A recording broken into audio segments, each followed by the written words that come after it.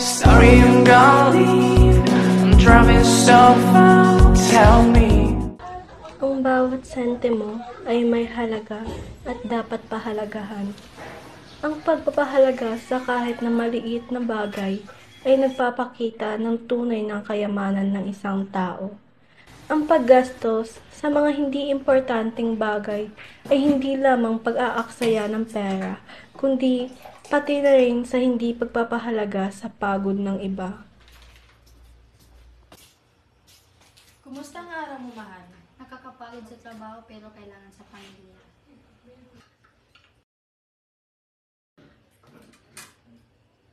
May tayo, pahingin naman ako 20, pampaload lang. Kailangan natin magtipid ngayon. Alam mo naman mahirap ang buhay natin ngayon. Anggi, anak, mahalaga ang bawat sentimo, hindi ito basta-basta't nangyayari lang. Bakit ba kailangan natin magtipid? Hindi ba pwedeng bilhin lang natin lahat ng gusto ko? Tama ang iyong ama. Dapat mahalaga natin ang bawat kinita natin. Eh ano naman, di naman importante yan. Dami-dami niya sa labas.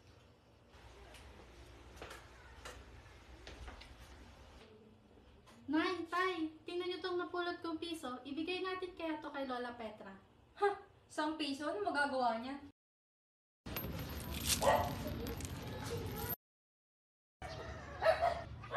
Angge, Iha, bakit mo tinapon ang piso na ito? Wala naman pong kwenta yan, Lola. Iha, kahit maliit ang halaga ng piso, ito'y bunga ng paghihirap ng iyong mga magulang. Dapat mo itong pahalagahan. Pasensya na po, Lola. Hindi ko naisip yun. Tandaan mo, Iha, ang bawat bagay, gaano man kaliit, ay may halaga. Opo, Lola.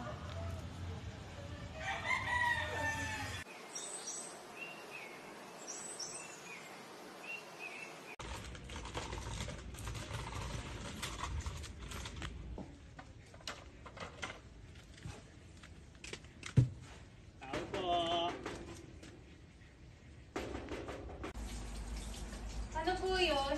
Sandali lang.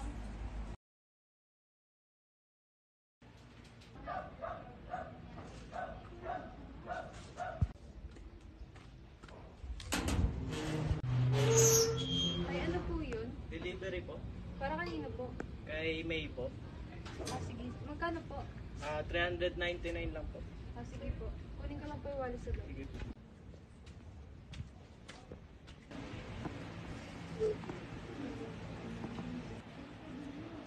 Sino naman kayo in-order nito ni May? Gastos-gastos na bata. Ito po, ma'am. Ito po. Salamat po. Sige po.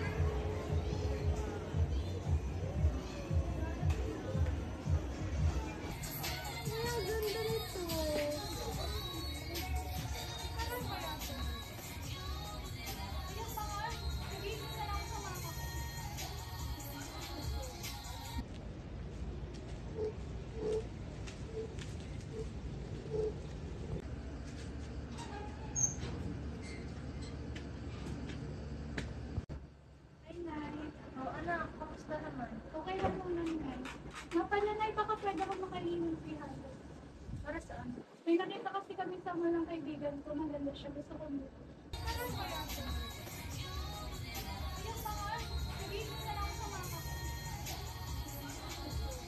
Kakarating nga lang ng parcel mo, mangingi ka agad. Anak naman, di naman ganun kadali ang pera. Sana matuto kong magtipid.